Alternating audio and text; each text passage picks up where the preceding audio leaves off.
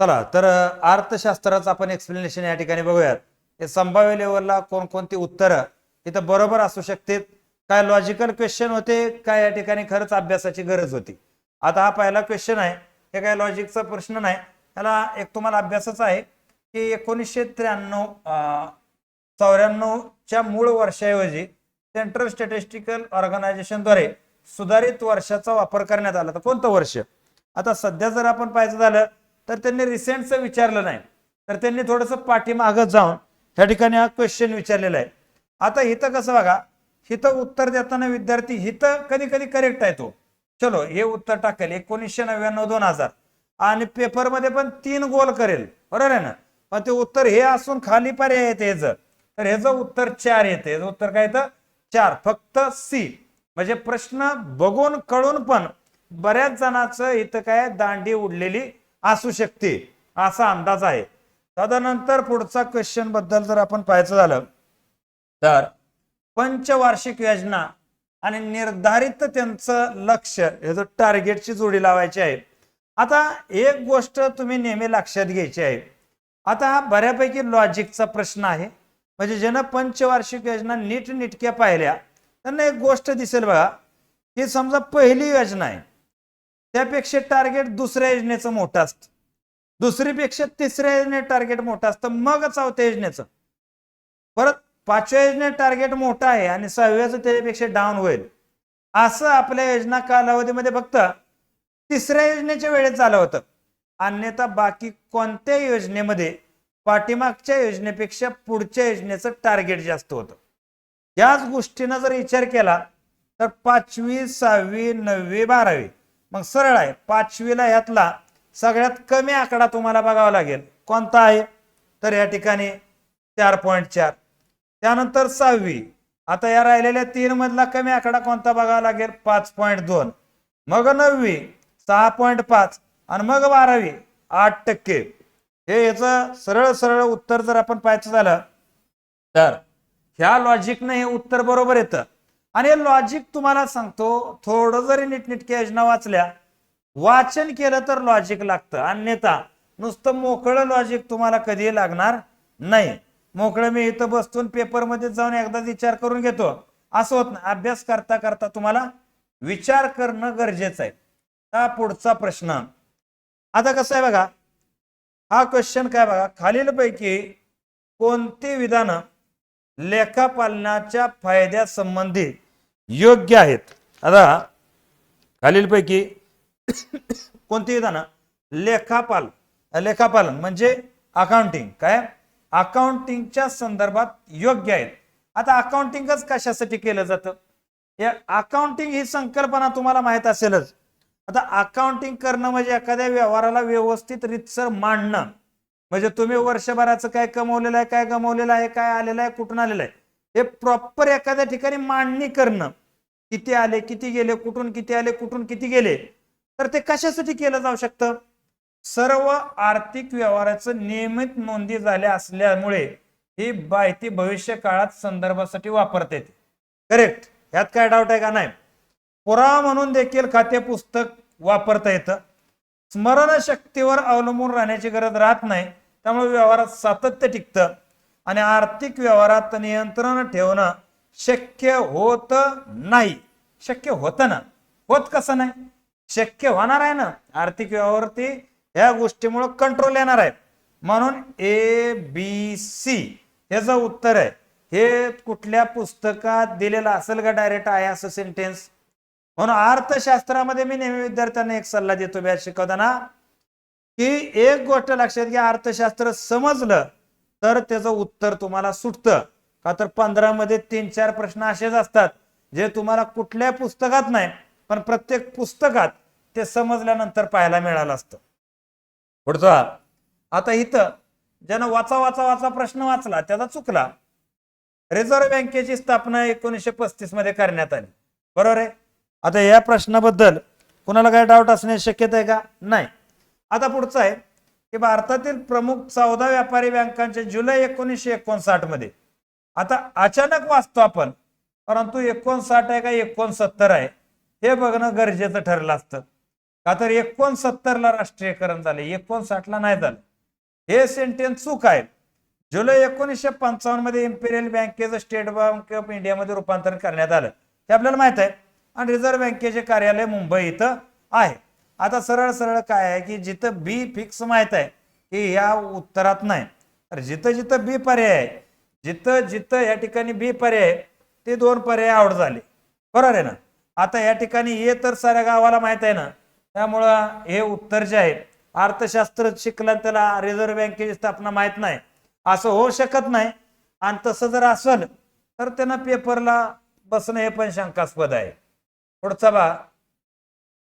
पुढचा विषय आहे, गुंतवणूकदार आणि उद्योजकांना राज्यात व्यवसाय करण्यासाठी अधिक पूरक परिसंस्था विकसित करण्याच्या उद्देशानं महाराष्ट्र शासनाने जुलै 23 मध्ये टिंबटिंब कायदा चालू केला.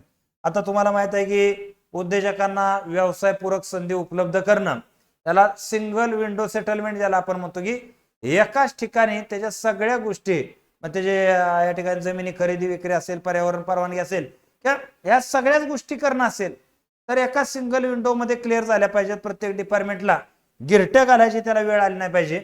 म्हणून कोणता कायदा आणलाय तर मैत्रीय हा कायदा आणलेला आहे.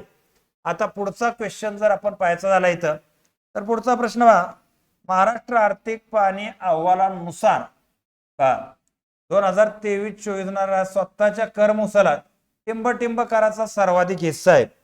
महाराष्ट्र बघा किंवा देश बघा, सगळे अप्रत्यक्ष कर आता जीएसटी घेतलेत. अगोदर आपल्याला माहित होतं की देशाचा विचार केला तर आपण अबकारी कर, कंपनी कर सगळ्यात नंबर 1 ला असायचा, मग इन्कम टॅक्स असायचा, केंद्राच्या उत्पन्नातला हिस्सा, आणि मग खाली या ठिकाणी इतर कराचा मुद्दा होता. राज्यात काय होतं आपल्या अगोदर की एक्साईज उत्पादन शुल्क टॉपला होतं. परंतु आता काय केलं की उत्पादन शुल्क फक्त दारू आणि दारूच महाराष्ट्र शासन गोळा करू शकते, पेट्रोलचं कोण घेते आता केंद्र शासन घेते. त्यामुळे सगळे इनडायरेक्ट कर एकत्र केल्यामुळं हा जो आहे तो गुड्स अँड सर्व्हिस टॅक्स, ज्याला आपण जीएसटी कायदा म्हणतो, त्या जीएसटी म्हणतो, तो या ठिकाणी एकत्रित येऊ शकतो. आता 1 मिनिट जर पाहायचं झालं, चला पुढचा क्वेश्चन आपल्यासाठी आहे. पुढच्या प्रश्नामध्ये जर आपण पाहायचं झालं तरी तर भारतातील औद्योगिक संस्था आणि त्यांचं स्थापना वर्ष आपल्याला सरळ माहित आहे बघा, परफेक्ट माहित असणार म्हणजे IFC 1948 आणि IDBI 1964. आधी हे 2 पर्याय जरी आपण चेक केले, 1 ला 2 एकाच ठिकाणी आणि 2 ला 1, बाकी मग राष्ट्रीय लघु उद्योग महामंडळ 1955 आणि राष्ट्रीय औद्योगिक विकास महामंडळ 1954, हे पण माहितीच असणं गरजेचं आहे. आपल्याला माहिती आहे दुसऱ्या पंचवार्षिकी म्हणजे औद्योगिक धोरणामध्ये हे राष्ट्रीय लघु उद्योग महामंडळाची स्थापना करण्यात आलेली होती. आता लक्षात घ्या, नेक्स्ट क्वेश्चन कडे जर आपण वळलो तर लक्षात येईल आपल्याला, हा एकदम व्यवस्थित क्वेश्चन आहे. तेलबिया आणि कडधान्य उत्पादक शेतकऱ्यांना सुरक्षितता पुरवण्यासाठी शासन कोणती योजना राबवते तर ही योजना आहे प्रधानमंत्री अन्नदाता आय संरक्षण अभियान. कोणतं? प्रधानमंत्री अन्नदाता. फॅक्च्युअल क्वेश्चन आहे, एक्झॅक्ट माहिती असणारालाच हा क्वेश्चन सुटणार आहे, याला लॉजिक चालणार नाही, याला कोणतेही लॉजिक लागू शकत नाही. आता बघा हे लॉजिक आहे. केंद्र शासनाकडून प्राप्त होणारे अनुदान महसूल जमेचा एक प्रमुख घटक आहे. खालीलपैकी कोणता अनुदानाचा त्यात समावेश होतो? आपल्याला माहिती आहे बघा, वित्त आयोगानुसार केंद्र राज्याला अनुदान देतं आणि बजेटनुसार पण राज्याला अनुदान दिलं जातं. 2 गोष्टी आहेत ना. आता इथं वित्त आयोगानुसार कशात दिलं जातं की इथं जर आपण पाहायचं झालं की यामध्ये राज्याची लोकसंख्या, क्षेत्रफळ वगैरे ते, तर बजेटनुसार केंद्राच्या अशा काही योजना असतात की ऑटोमॅटिक राज्य सरकारला त्यातून अनुदान प्राप्त होतं. त्यानंतर केंद्राचं वित्त आयोगाच्या शिफारसीनुसार सुद्धा अनुदान दिली जातात, बरोबर आहे ना. घटनात्मक तरतुदीनुसार सुद्धा अनुदान मिळतं. आता वित्त आयोग घटनात्मक तरतुदच आहे ना 280 कलम, त्यानुसार पण अनुदान मिळते. आणि इतर अनुदान स्पेशल या ठिकाणी आपण पाहतो कुंभमेळा बिंबमेळा असं काय एखाद्या राज्यात असेल तर त्या ठिकाणच्या बऱ्याचशा गोष्टीसाठी सबसिडी प्रोव्हाइड करतात तिथल्या काय काय मुद्द्यांसाठी. ते इथं एका ठिकाणी पाऊस पडला मोठा दुष्काळ आला तर इतर अनुदानामध्ये येतं जिथं स्कीमचा भाग नसतं. त्यामुळं ABCD हा याचा काय योग्य पर्याय इथं ठरू शकतो. आता पुढचा प्रश्न जर आपण पाहायचा झाला तर थोडासा जड प्रश्न आहे. सहज कुठल्या पुस्तकात पाहायला मिळणार नाही. महाराष्ट्र सहकारी अधिनियम 1960 नुसार खालीलपैकी कोणतं सहकारी संस्थेचे अंशण करण्याचा उद्देश नाही. आता या ठिकाणी बघा एकंदरीत अंशण करणं म्हणजे ऑडिट करणं. आता इथे तोच ऑडिटचा प्रश्न आहे की कोणता उद्देश नाही, का ऑडिट करू शकत नाही, म्हणजे काय उद्देश नाही, कोणती घटना असेल की त्यांना ऑडिट करत नाहीत. ते सहकारी कायद्यानुसार नोंदणी झालेल्या सहकारी संस्थेची हिशोबाची सर्व पुस्तके नियमानुसार ठेवली का नाही ते तपासावंच लागतं. बरोबर आहे, त्यासाठी ऑडिट आहे ना. त्यानंतर सहकारी संस्थांचे व्यवस्थापन सहकारी कायद्याप्रमाणे सहकार्याच्या तत्वानुसार होतं का नाही हेही तपासावं लागणार आहे. सहकारी संस्थेत गैरव्यवहार आढळल्यास संचालकांना जबाबदार धरून आर्थिक दंड करणं. आता इथं कसं सांगा, गैरव्यवहार आढळल्या जबाबदार ह्यांना धरणं हे कायद्यात सांगितलं जाईल का ह्यांनीच केला असेल घोळ. बरोबर आहे ना. असं कुठला कायदा असेल का किंवा एखादा घोळ झाल्यावर ते आधीच सांगायचं की ह्याने केला असेल. त्यामुळे हे उत्तर कसंच बरोबर येत नाही. आणि त्याच्याबरोबर सहकारी संस्थांच्या जमा खर्चाची चुका अपराध तपरीचे व्यवहार शोधणे हे आणि हे दोन्ही स्टेटमेंट आहे. तिसरं स्टेटमेंट काय वेगळं स्टेटमेंट नाही. त्यामुळे ह्याचं उत्तर काय फक्त सी, का तर हा उद्देश असू शकत नाही. आता पुढचा क्वेश्चन जर आपण पाहायचा झाला पुढचा क्वेश्चन आहे इथं हे भारत रोजगार अहवाल. तर भारत रोजगार अहवालाच्या संदर्भात जर क्वेश्चन आपण पाहायचा झाला तर हा अहवाल 1 मार्च 1924 ला पारित झाला नाही. हा अहवाल जो आहे हे 1 मे 1924 ला पारित झाला, त्यामुळे हे चुकीचं आहे. हा अहवाल आंतरराष्ट्रीय कामगार संघटना मानवी विकास संस्था यांनी तयार केला, करेक्ट आहे. हा अहवाल वेगानं बदलणाऱ्या तंत्रज्ञानामुळे श्रमिक बाजारपेठेची जी अस्थिरता आहे त्याच्यावर प्रकाश टाकण्यात येतो. बी आणि सी याचं उत्तर काय करेक्ट आहे. हे माहिती असणंच गरजेचं होतं. पुढचा क्वेश्चन जर आपण पाहायचा झाला तर भारत सरकारच्या इथं काय बघा 2024-25 अर्थसंकल्पातील प्रमुख बाबी खर्चाच्या संदर्भात काय स्टेटमेंट दिलेत बघा, विचारत घ्या. शिक्षणावरील खर्चापेक्षा ऊर्जेवरील खर्च जास्त आहे. शिक्षणावरील खर्चापेक्षा ऊर्जेवरील खर्च जास्त आहे भारताचा. यात काही शंका आहे का? माझ्या हिशोबानं तर हे सत्य विधान आहे.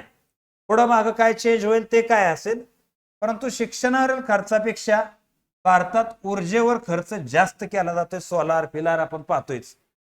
शिक्षणावरील खर्चापेक्षा आरोग्यावरील खर्च कमी आहे. आता स्टेटमेंट बघा काय, शिक्षणावरील खर्चापेक्षा आरोग्यावरील खर्च कमी नाही, आरोग्यावर खर्च कदाच या ठिकाणी जास्त आहे. कोरोना वगैरे महामारीपासून आरोग्यावर खर्च जास्त आहे. त्याच्यामुळे इथं कोणतं विधान योग्य आहे हा मोठा प्रश्न आहे. तर इथं बघा एक संदिग्ध स्टेटमेंट असल्यामुळं या ठिकाणी याला तसं मी होल्डच करतो, पण माझ्या पॉइंट ऑफ व्ह्यू न केवळ हे विधान हे योग्य ठरू शकतं. काय हे विधान योग्य ठरू शकतं. तर पुढचा क्वेश्चन आर्थिक पाहणी अहवाल 2023-24 नुसार महाराष्ट्र सेंद्रिय शेती उत्पादनात 27% आहे, तर तो कितव्या क्रमांकावर आहे? आता याचं उत्तर तुम्हाला सांगतो. तुम्ही गुगलवर सर्च केलं याचं उत्तर येतंय 3रं क्रमांक. गुगलवर सर्च केल्यावर हे उत्तर काय येतंय 3रं क्रमांक. आणि पुस्तकामध्ये काय काय दिलेलं आहे 2ऱ्या क्रमांकावर. काय काय बुक्स मध्ये काय दिलेलं आहे 2ऱ्या क्रमांकावर. आणि मी 2-3 वेळा सर्च करून हे 3ऱ्या क्रमांकाचं उत्तर मला बरोबर दिसलं. बरोबर आहे ना. आणि 1-2 बुक्स मध्ये ऑथेंटिक पुस्तक आहेत त्यात या ठिकाणी 2रा पर्याय दिलाय. त्यामुळे ह्याचं उत्तर हे मी जाईल तिसऱ्याकडं, शेवट बाकी तुमचा क्वेश्चन दुसऱ्याकडे असेल तर काय हरकत नाही. हे सोपं आहे. लेखा परीक्षांसाठी कॅग हेच भारताचा प्रमुख सगळ्यात उच्च संस्था आहे. आणि जो लास्ट क्वेश्चन आहे, भारतातील मृत्यूदर कमी होण्याची कारण काय? कॉमन क्वेश्चन आहे, लॉजिक आहे. महामारीवर नियंत्रण आलं, बरोबर आहे ना, पटकी फिटकी अशा गोष्टीवरती नियंत्रण आलं.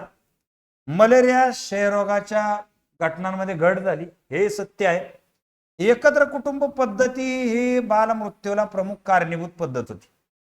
म्हणजे पूर्वी जी एकत्र कुटुंब पद्धत आहे बालमृत्यूसाठी किंवा मृत्यूदरसाठी कारणीभूत पद्धत होती. त्याचे आता लॉजिक आता सांगत बसत नाही.